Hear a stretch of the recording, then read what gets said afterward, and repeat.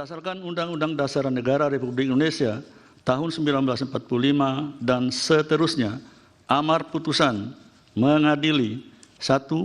Menyatakan permohonan para pemohon sepanjang pengujian norma pasal 169 huruf Q Undang-Undang 7 2017 tidak dapat diterima. 2. Menolak permohonan para pemohon untuk selain dan selebihnya.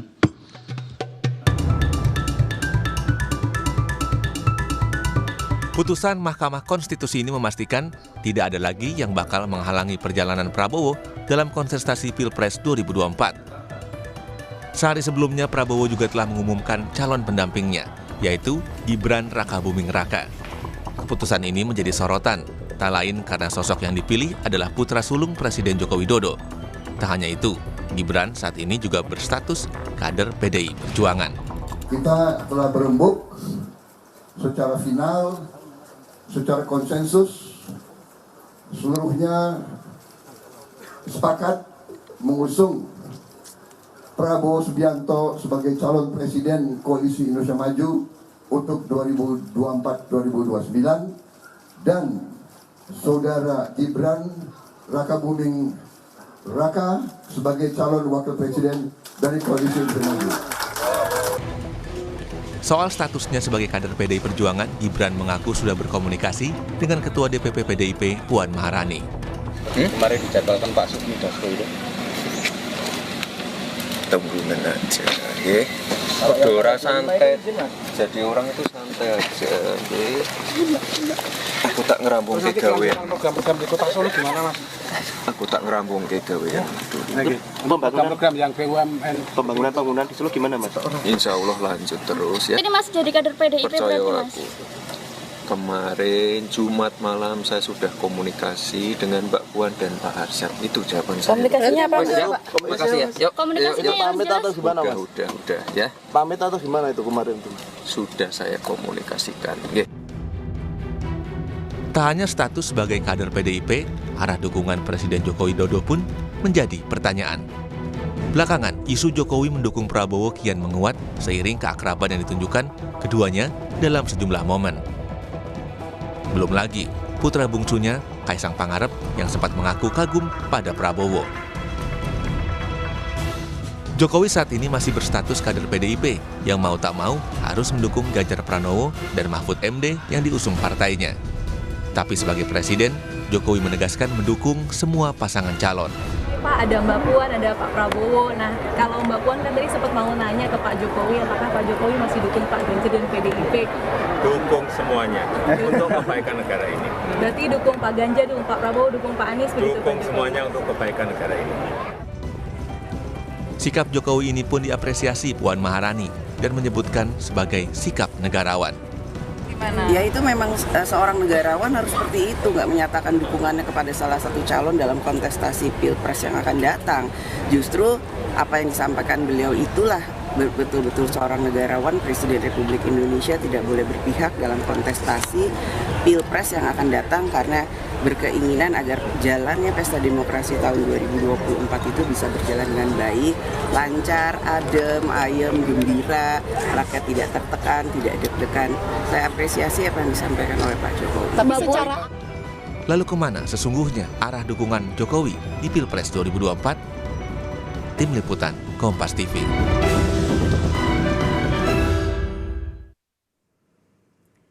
Saudara, bakal calon Presiden Koalisi Indonesia Maju Prabowo Subianto ini resmi memilih putra sulung Presiden Joko Widodo Gibran Rakabuming Raka sebagai calon wakil presiden yang mendampinginya di Pilpres 2024. Selain status Gibran sebagai kader PDI Perjuangan, muncul pula pertanyaan terkait arah dukungan Jokowi karena PDIP ini mengusung Ganjar Pranowo dan Mahfud MD. Kita bahas pagi hari ini soal dukungan Jokowi ke kontestan Pilpres 2024, Ganjar Mahfud atau Prabowo Gibran. Bersama dengan sejumlah narasumber, sudah ada Ketua Majelis Pertimbangan dari Partai Persatuan Pembangunan, ada Mas Roma Hurmuzi. Selamat pagi, Assalamualaikum Mas Romi. Selamat pagi, Assalamualaikum Aristi. Waalaikumsalam. Ada juga Wakil Ketua Umum Partai Gerindra, Mas Habibur Rahman. Selamat pagi, Assalamualaikum Mas Habib. Selamat pagi, Assalamualaikum Mas Romi, Mbak Adisti, rekan-rekan semua. Ya, dan juga ada pengamat politik sekaligus Direktur Parameter Politik Indonesia, ada Mas Adi Prayitno. Selamat pagi, Assalamualaikum Mas Adi. Selamat pagi, Adisti. Selamat pagi. Adi Prayitno, paling kondang nih. Ya, ini menarik ya, semakin hari semakin dinamis begitu ya politik, apalagi besok Partai Gerindra dan juga Koalisi Indonesia Maju ini akan mendaftarkan Pak Prabowo dan juga Mas Gibran ini ke KPU ya, betul ya, rencananya jam 10. Ini akan datang bersama dengan Gibran, Pak Prabowo, atau sendiri saja? Karena kan kemarin kalau dilihat pas pengumuman Pak Prabowo ini tidak ada Mas Gibran, kemudian di Rapimnas semalam juga absen juga, tidak hadir. Ini datang nggak besok Mas Gibrannya? Tentu datang ya, kan beliau yang akan mendaftar, dan setahu saya juga nanti akan dikonfirmasi soal beberapa dokumen, dan tentu ada juga beberapa dokumen yang akan diserahkan oleh beliau langsung. Jadi dapat dipastikan Mas Gibran akan hadir besok di KPU jam 10. Oke, berarti betul ya, dipastikan besok Mas Gibran ini hadir bersama dengan Pak Prabowo. Ya. Nah, kalau kemarin-kemarin kenapa nih Mas Gibran nggak hadir saat Pak Prabowo mengumumkan bacawa pres, kemudian di Rapimnas juga tidak hadir Mas Gibran? Alasannya apa? Ya, setahu saya ada beberapa alasan ya. Alasan pertama mungkin terkait kesibukan Mas Gibran sebagai wali kota Solo ya.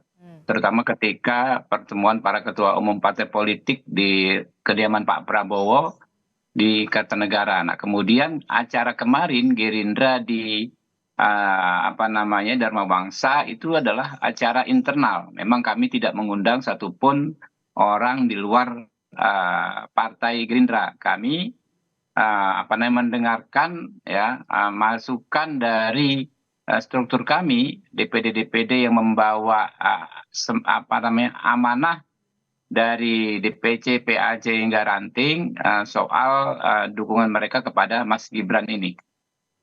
Oke, tapi memang agak berbeda nih dengan pasangan-pasangan sebelumnya loh Mas Habib. Kalau pasangan Anies Muhaimin ini hadir kompak, kemudian Pak Ganjar juga dan Pak Mahfud juga hadir.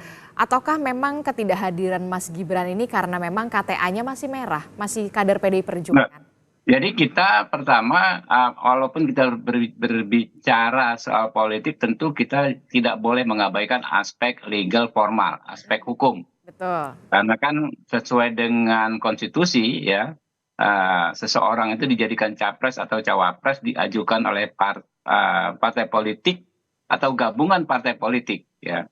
Kemudian di Undang-Undang Partai Politik juga diatur bahwa seseorang bisa maju dari partai politik manapun yang mengajukannya. Tidak harus tempat orang tersebut berasal atau dari mana dia berpolitik. Kita contoh misalnya Pak Yusuf Kalla ya 2 kali 2004, 2014 maju dari partai politik atau koalisi yang bukan tempatnya berasal. Jadi urusan ya hal ihwal keanggotaan yang bersangkutan dengan partai politik asalnya adalah kemerdekaan yang bersangkutan sendiri. Tetapi soal pendaftaran, soal regulasi ya ke KPU itu tidak ada keharusan dan tidak ada relevansi seseorang dengan keanggotaan orang tersebut di partai politik. Bahkan seseorang yang tidak berstatus anggota partai politik manapun bisa saja diajukan sebagai calon presiden atau calon wakil presiden. Misalnya Pak Anies Baswedan, kemudian Pak Mahfud MD. Oke, jadi menurut Mas Habib jadi tidak perlu dipersoalkan begitu ya. Dari mana kemudian dari partai politik mana, kemudian dari capres dan juga bacawa presnya begitu ya Mas Habib ya. Ya, kalau kita tumpuannya pada regulasi begitu, dan etika, kemudian moralitas, tentu kan dasarnya juga regulasi ya. Jadi hal ihwal hubungan antara Mas Gibran dengan PDIP itu mutlak domain kemerdekaan Mas Gibran dan PDIP. Kami tidak mengintervensi urusan tersebut. Oke, tapi sudah ada sebelum pengumuman ini sudah ada komunikasikah ke PDI Perjuangan atau cukup Gibran? Ya itu yang saya bilang ya, Mas Gibran adalah subjek politik yang sudah matang, sudah bisa mengambil keputusan sendiri ya, sehingga urusannya beliau adalah dengan partai politiknya. Tidak ada kewenangan kami untuk mengintervensi ya, baik dalam bentuk komunikasi atau apapun dengan PDI Perjuangan. Berarti belum ada komunikasi ya sejauh ini ya dengan PDI Perjuangan? Saya nggak tahu ada atau tidak komunikasi, tapi komunikasi sih secara umum baik sekali antara Pak Prabowo dengan Ibu Megawati dan antara pimpinan kami, Partai Gerindra dengan pimpinan PDI Perjuangan. Apakah ada yang spesifik atau tidak saya nggak tahu. Tapi kalau ditanyakan apakah harus ada komunikasi, nah itu yang saya katakan kami tidak punya kewenangan untuk mengintervensi hubungan antara PDIP dengan anggotanya dan anggotanya dengan PDI Perjuangan. Oke, Mas Romi, tanggapan Anda, kalau menurut Mas Habib tidak perlu dipersoalkan dari mana kemudian subjeknya baik itu capres dan juga bacawa pres ini dari partai politik mana. Kalau dari Koalisi Indonesia Maju, apakah ada pembahasan soal ini? Sorry, dari Koalisi Ganjar, Mas Romi. Iya, pada dasarnya kami kan tidak berhubungan secara langsung tentu dengan apa yang terjadi di koalisi lain ya. Karena sebagai sebuah kontestasi adalah hak dari masing-masing partai politik yang ada di koalisi tersebut untuk menentukan siapa berangkat dan dari partai mana. Apa yang disampaikan oleh Mas Habib sudah tepat bahwa memang tidak ada syarat keanggotaan apapun untuk seseorang itu diajukan sebagai pimpinan artinya pimpinan Republik ini ya. Jadi untuk menjadi capres dan cawapres itu tidak harus menjadi anggota partai politik dan tidak harus juga berangkat dari salah satu anggota partai koalisi di koalisi tersebut begitu. Namun tentu soal Mas Gibran ini karena memang beliau itu sebelumnya adalah anggota PDI Perjuangan, ya monggo ditanyakan kepada rekan-rekan di PDI Perjuangan yang saya lihat kemarin statement dari para pengurus DPP PDI Perjuangan menyampaikan kalau hal ini sudah dibicarakan pada pertemuan Mas Gibran dan Mbak Puan yang didampingi oleh Pak Arsyad Ketua TPN hari Jumat malam lalu. Selanjutnya tentu masing-masing partai politik memiliki mekanismenya tentang hal ini begitu. Oke, berarti kalau dari koalisi pendukung dan juga pengusung dari Ganjar dan juga Mahfud ini tidak ada persoalan ya kalau soal Gibran ini, tidak ada potensi dipersoalkan duet Prabowo Gibran ini. Bukan soal keanggotaannya sebenarnya, tetapi soal proses di mahkamah. Bagaimana Mas Romi? Mas Romi, terputus? Audionya terputus, Mas Romi? Sayang sekali, kita akan coba perbaiki kembali. Gimana Mas Romi? Oke, sepertinya ada terkendala sinyal. Kita akan mencoba untuk memperbaiki dulu untuk audio dari Mas Romi. Saya ke Mas Adi. Mas Adi, dari perspektif Anda, melihat ini seperti apa? Pengumuman bacawa pres Gibran ini tidak dihadiri oleh Gibran, kemudian Rapimnas juga katanya internal, tapi dipastikan besok akan hadir bersama dengan Pak Prabowo untuk mendaftarkan diri ke KPU. Anda melihatnya seperti apa? Ya, saya kira memang secara prinsip soal pengumuman Gibran sebagai pendamping Prabowo Subianto lebih kepada keputusan internal ketua umum partai pendukungnya ya. Waktu kemarin malam mungkin kalau tidak salah ketika ketua umum partai pendukungnya Prabowo itu berkumpul mengumumkan Gibran yang akhirnya dipilih sebagai pendamping, memang Gibran tidak datang. Sepertinya itu hanya sebatas sosialisasi di internal ketua umum partai yang saya kira ya tidak terlampau perlu misalnya kehadiran Mas Gibran sebagai pendamping Prabowo di 2024.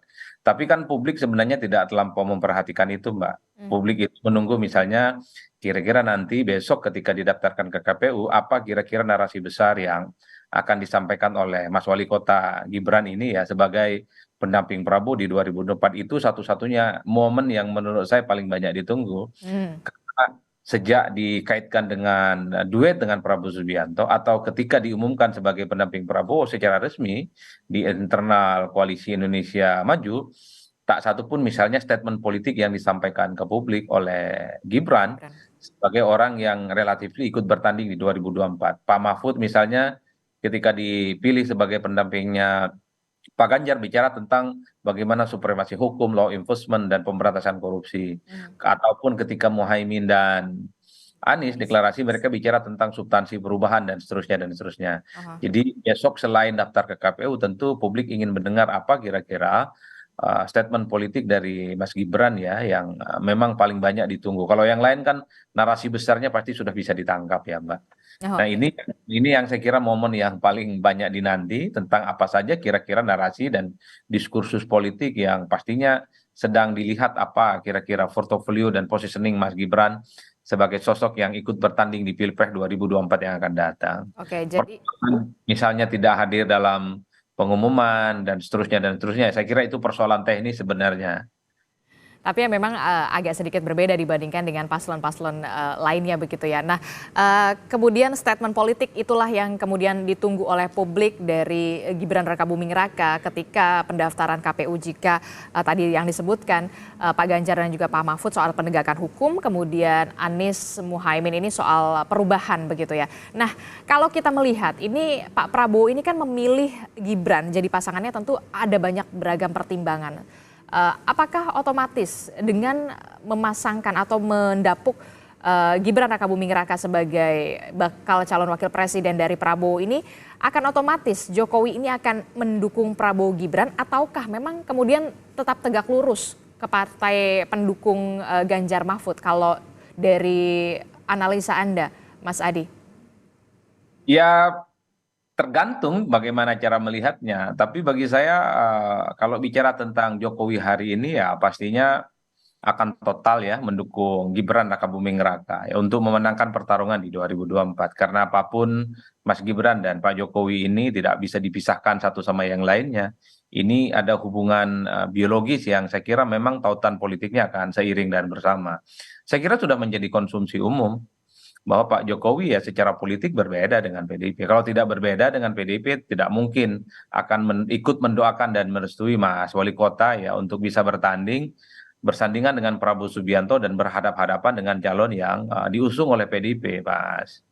Nah, siapa namanya Pak Ganjar Pranowo ya. Jadi bagi saya dalam konteks ini tak ada perdebatan lagi, Mbak.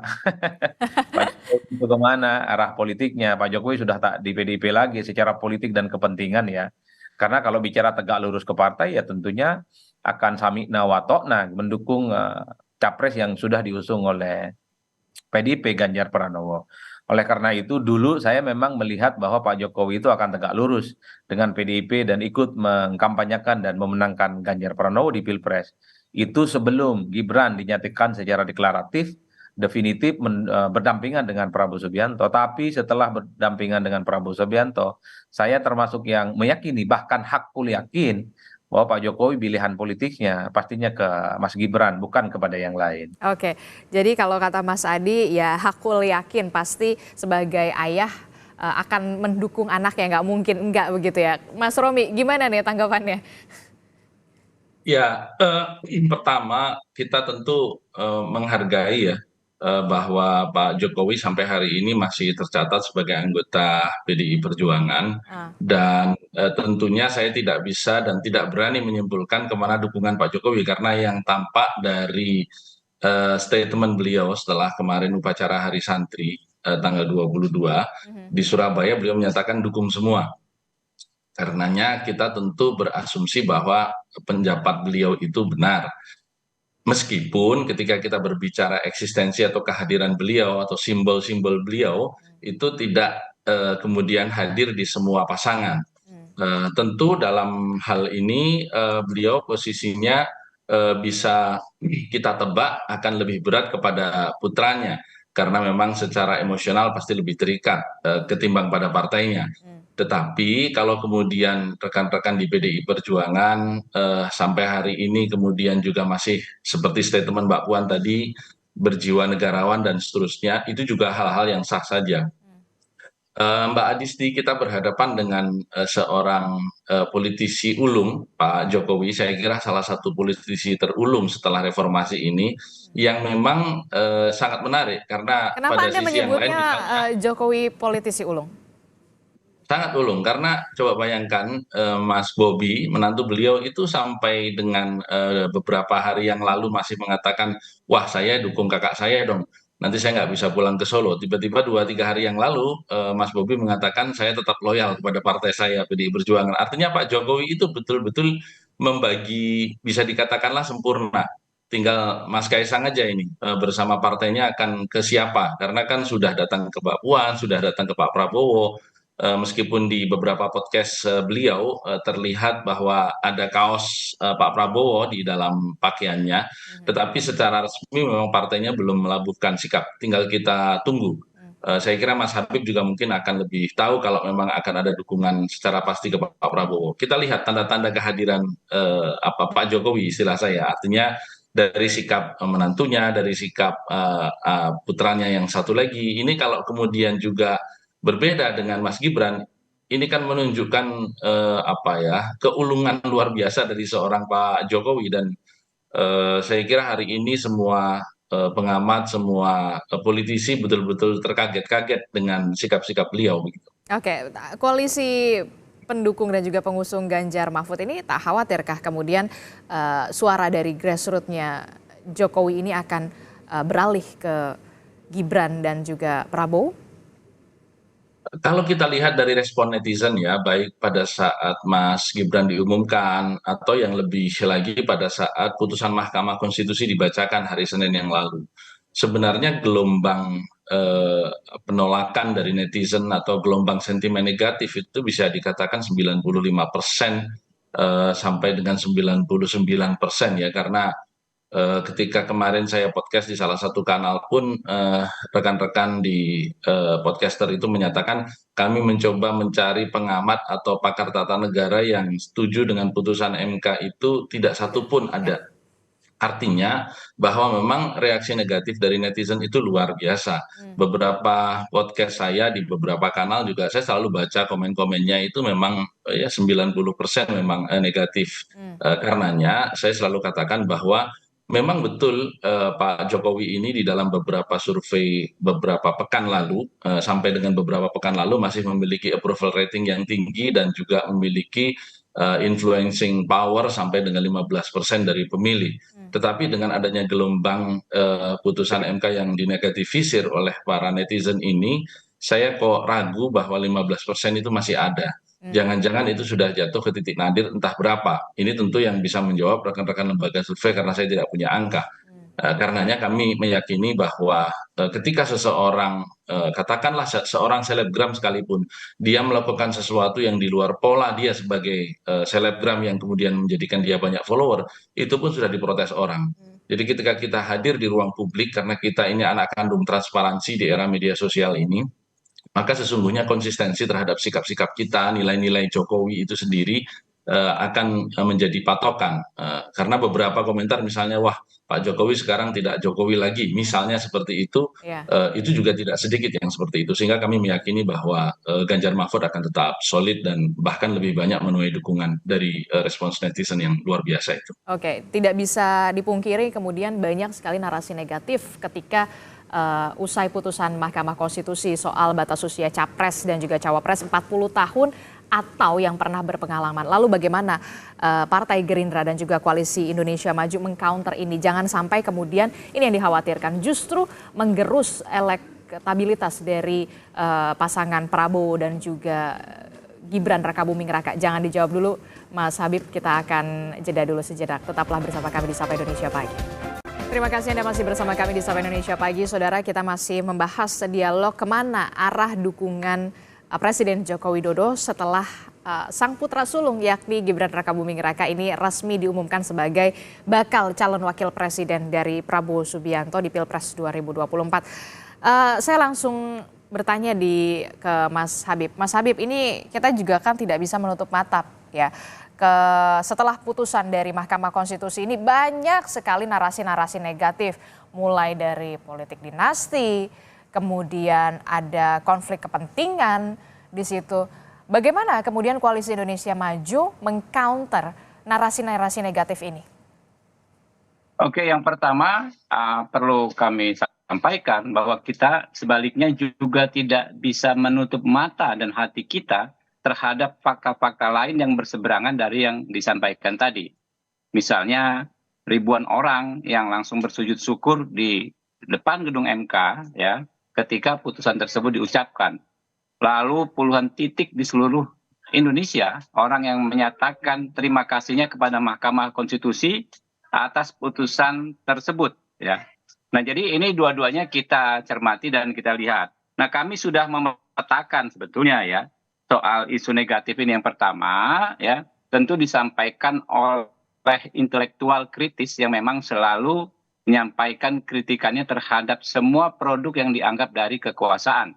Kita ingat dulu waktu kami menggodok KUHP, beratus pasal, berbagai prinsip-prinsip pembaharuan dalam KUHP bagus ya, yang baik ya, tetapi memang ada juga yang dipersoalkan, 1-2 pasal dipersoalkan. Itu kita terima dan kita akomodir sebisa mungkin.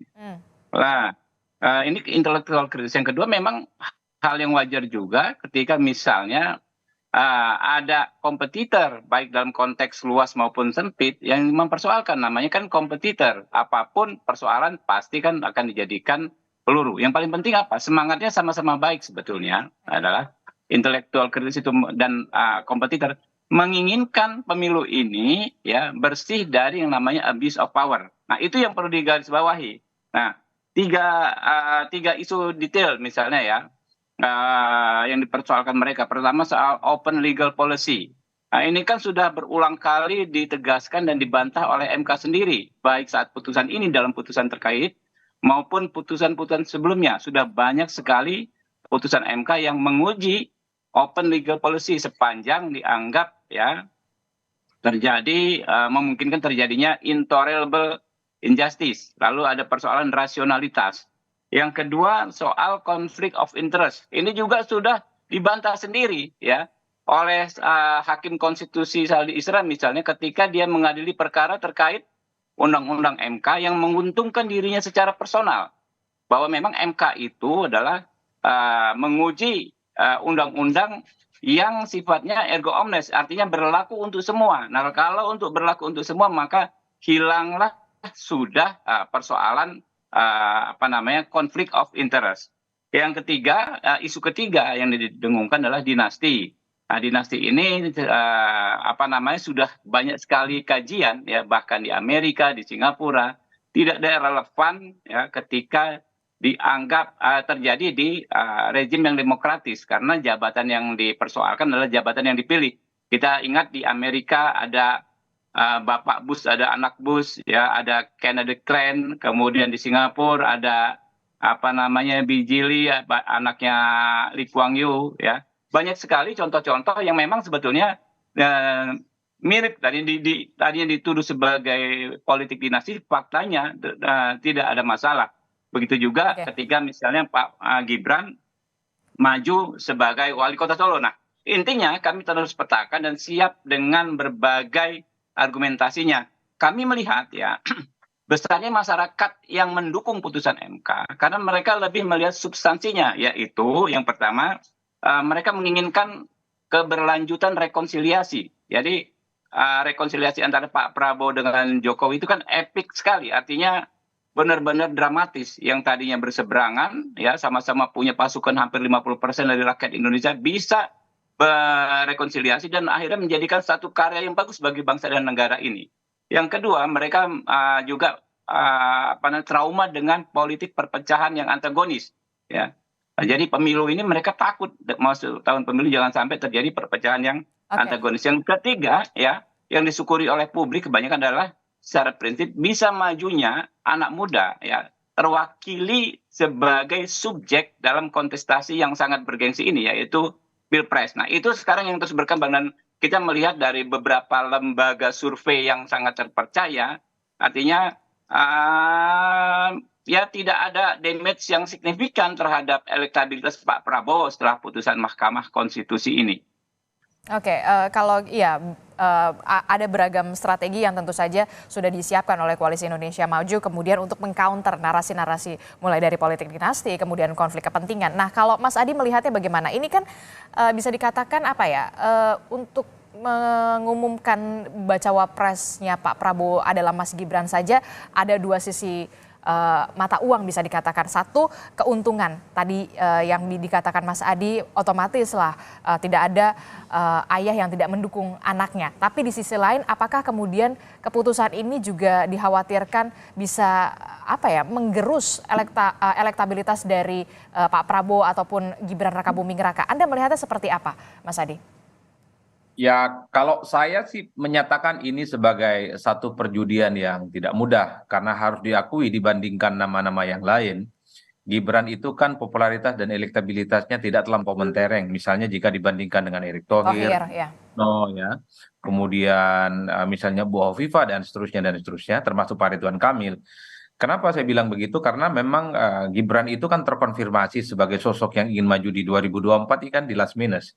Jadi kalau di survei-survei ketika orang bicara tentang popularitas dan elektabilitasnya Mas Gibran tentu masih di bawah nama-nama besar yang saya sebutkan tadi, Mbak.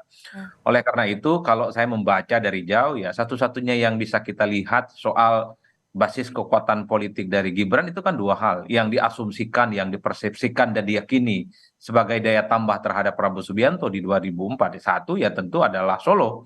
Karena apapun Gibran adalah wali kota Solo yang dinilai oleh publik memiliki basis kekuatan politik dan penetrasi yang pastinya diandalkan. Yang kedua tentu ada harapan bahwa pemilih Jokowi itu otomatis akan hijrah dan migrasi mendukung Gibran Rakabuming Raka. Dua variabel ini yang sepertinya sedang diandalkan betul oleh teman-teman pendukung Pak Prabowo Subianto dan Gibran ya untuk memenangkan pertarungan di 2024. Tapi saya selalu menyatakan bahwa dalam berbagai kesempatan bahwa elektabilitas itu tidak bisa diwariskan, bahwa approval rating, tingkat kepuasan publik yang cukup luar biasa terhadap Jokowi memang tidak ada yang bisa membantah. Tapi problemnya adalah apakah tingkat kepuasan itu bisa automatically 100% misalnya diterjemahkan sebagai bagian dari keuntungan dan faedah elektoral kepada Gibran, tentu perlu diuji di lapangan. Karena sampai saat ini misalnya denyut nadi kekuatan politik di antara masing-masing poros ini kan semakin menggeliat. Dulu mungkin Jokowi menang di Jawa Tengah karena Jawa Tengah itu dianggap banteng. Jadi siapapun yang maju dari PDIP relatif akan memenangkan pertarungan. Dulu misalnya di Jawa Timur itu Pak Jokowi menang dalam 2 kali pilpres karena kuat di Jawa Timur penetrasi politiknya, salah satunya karena ada PKB dan Nahdlatul Ulama. Kita tahu bahwa PKB dan Nahdlatul Ulama saat ini relatif gitu ya punya pilihan politik yang agak beda karena bergabung dengan koalisi Amin dan seterusnya.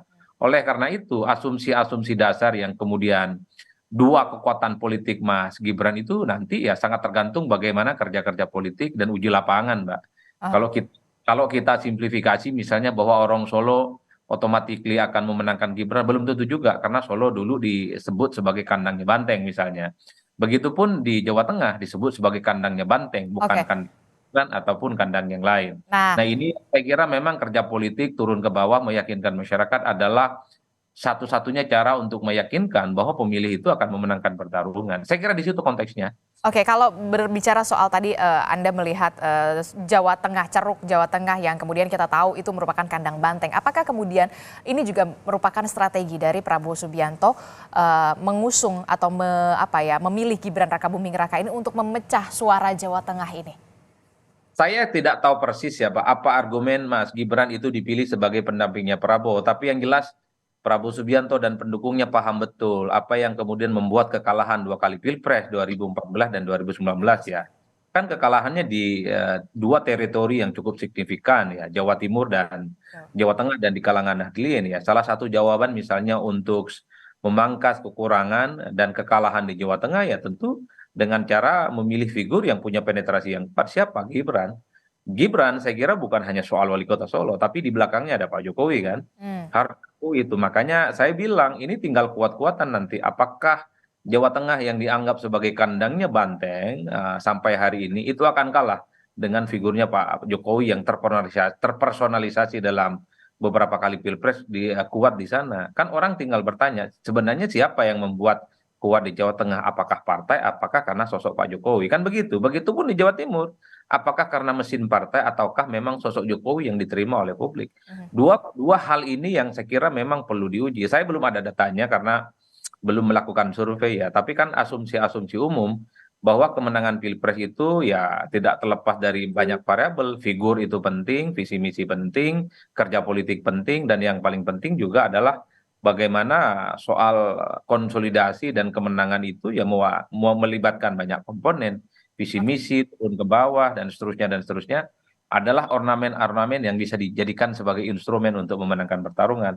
Saya perlu mengatakan bahwa tinggal waktu dan kerja politiklah yang akan kemudian membuktikan segala-galanya. Oke, tinggal waktu dan juga kerja politik. Tapi kalau menurut analisa Anda dengan pengusungan Gibran ini, Gibran, apakah kemudian kandang banteng di Jawa Tengah ini akan tergerus suaranya?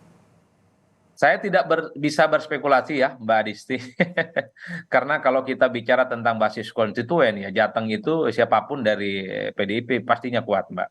Orang nyebut ya kalau sudah PDIP berfatwa orang-orang yang tidak terlampau populer misalnya menang. Dan itu yang terjadi pada Pak Ganjar Pranowo waktu jadi calon gubernur pertama kali melawan petahana Pak Bibit Waluyo kalau tidak keliru. Ganjar sebagai pendatang popularitas dan elektabilitasnya di bawah rata-rata, tapi ada dugaan karena mesin politik PDIP cukup kuat saat itu, Ganjar yang awalnya tidak kompetitif, underestimate bahkan, tapi memenangkan pertarungan secara politik. Itu tidak bisa dibantah. Oleh karena itu, ini kan di 2024 ada dua kekuatan besar. PDIP secara kepartaian, karena dianggap sebagai basis gitu ya, party ID-nya kuat di situ bagi PDIP, dan pada saat yang bersamaan, Pak Jokowi itu kan dianggap approval ratingnya tinggi, tingkat kepuasan publiknya di Jawa Tengah itu termasuk yang tinggi, termasuk di Jawa Timur. Oleh karena itu, di antara basis kekuatan kepartaian PDIP dengan figur Jokowi yang kuat, itu akan dipertaruhkan di 2024. Ini yang saya kira kita tinggal tunggu waktu. Lebih kuat mana sih sebenarnya? Atau jangan-jangan ini akan melipat gandakan semangat teman-teman PDIP, karena mengingat bagi mereka tak ada lagi yang bisa diharapkan selain memang tegak lurus memenangkan apa yang sudah diputuskan oleh partai, bahwa Ganjar lah yang harus dimenangkan. Apapun yang terjadi, mau Pak Jokowi ke Gibran, atau berdiri di semua kaki, sepertinya PDIP ini ya sudah berhitung betul bagaimana mengalkulasi dan kekuatan politik mereka. Tapi kalau kita lihat secara jujur, tentu PDIP layak khawatir dan layak was-was. Karena adanya Gibran dan Pak Jokowi tentu saja menjadi variabel penting yang menjadi dalam tanda kutip yang bisa mengurangi daya kekuatan politik mereka. Oleh karena itu, ini yang saya kira kekuatan partai atau kekuatan figur yang akan justru diterima di Jawa Tengah di 2024 khususnya. Termasuk di Jawa Timur, Mbak. Karena kita tahu Jokowi itu kuat di Jawa Timur. Oke, kita akan lihat bagaimana apakah memang betul mesin partai politika yang kemudian bekerja ataukah memang soal ketokohan. Itulah yang kemudian masih jadi pertanyaan begitu ya, Mas Adi ya. Mas Habib, Anda melihatnya bagaimana? Apakah memang ini strategi yang dipakai oleh Koalisi Indonesia Maju kemudian mendapuk Gibran Rakabuming Raka ini untuk memang memecah suara Jawa Tengah? Ya, saya tidak pernah ikut membahas sampai sedetail itu, tapi yang disampaikan oleh pimpinan kami bahwa memang saat ini posisi Partai Gerindra, posisi Pak Prabowo adalah bagaimana kami ini menjadi jalan tengah, ya, politik jalan tengah, politik merangkul. Jadi ini merupakan real keberlanjutan dari rekonsiliasi 2019 antara Pak Prabowo dengan Pak Jokowi yang telah menghasilkan kerja hebat untuk negeri ini, ya, dan penolakan kami terhadap apa yang disebut potensi politik polarisasi. Nah itu yang alasan terbesar pemilihan Mas Gibran. Nah, kemudian ini berjumpa juga dengan banyaknya aspirasi masyarakat soal sosok pemimpin muda. Kita nggak tahu ternyata di 2024 ini menjelang pemilu 2024 ini desakan bagaimana kaum muda lebih dilibatkan, lebih diberi tempat itu jauh lebih besar dibanding tahun 2019 atau menjelang tahun 2019. Ya, ini besar sekali sampai dimanapun kami selalu begitu. Saya ke tempat ke beberapa kota ya, beberapa bulan terakhir selalu hal tersebut yang banyak disampaikan oleh anak-anak muda. Nah ini yang akhirnya bermuara pada dipilihnya Mas Gibran Rakabuming menjadi cawapresnya Pak Prabowo. Oke, kita akan lihat nanti betulkah kemudian suara Jawa Tengah dan juga Jawa Timur ini bakal terpecah. Mas Romi, kalau kata Mas Adi patut dikhawatirkan begitu ketika nama Gibran Rakabuming Raka ini mendampingi Prabowo Subianto, khususnya untuk lumbung suara Jawa Tengah dan juga Jawa Timur, walaupun kita tahu memang Ganjar unggul di Jawa Tengah, apalagi juga pasangannya Pak Mahfud begitu punya pengaruh kuat juga di Jawa Timur. Anda melihatnya seperti apa? Ataukah betul ketokohan atau mesin partai politik? Pilpres itu pada dasarnya ketokohan, karena kalau kita berbicara mesin partai politik, sesungguhnya perolehan Pak Jokowi dalam suaranya di tahun 2019 kemarin itu kan di bawah jumlah partai politik pengusungnya. Begitupun sebaliknya ketika 2014 perolehan Pak Jokowi itu melampaui partai-partai pengusungnya. Jadi dari 2 kali pemilu yang dialami Pak Jokowi itu saja kita sudah bisa baca memang Pilpres ini soal figur, jadi figur capres dan figur cawapres. Belum ada satu kesimpulan kuantitatif tentang berapa kontribusi cawapres, tapi pastinya itu soal capres. Nah, kita tahu persis bahwa Mas Ganjar ini di banyak survei sudah sangat unggul di Jawa Tengah, sudah unggul di Jawa Timur. Memang kita masih melihat ada ketertinggalan di Jawa Barat yang tentu nanti akan menjadi bahan konsentrasi kita tersendiri. Tetapi akan halnya Jawa Timur, tadi saya sampaikan Mas Ganjar sudah unggul, lebih-lebih ditambahi dengan Pak Mahfud yang memang seorang yang berasal dari Madura, dari Jawa Timur, sehingga memang ini akan memiliki sentuhan tambahan tersendiri. Yang kedua, figur Pak Mahfud juga dikenal figur yang bersih, tegas, punya integritas, relatif tanpa cacat dan celah selama 23 tahun beliau menjadi pejabat publik. Jadi masa edarnya itu menunjukkan bahwa memang meskipun Pak Mahfud pernah mengatakan kekuasaan itu menggoda, malaikat saja kalau masuk bisa menjadi iblis, tapi sampai hari ini kita tahu persis Pak Mahfud mampu menjaga godaan itu, mampu menjaga integritasnya, sehingga ini juga merupakan hal yang istilah Pak Mahfud 50% masalah bangsa ini selesai kalau masalah hukum ini law enforcement-nya betul-betul sesuai dengan yang sudah dituliskan. Sehingga kami tidak memiliki kekhawatiran sama sekali dengan adanya sosok Mas Gibran yang juga berasal dari Jawa Tengah.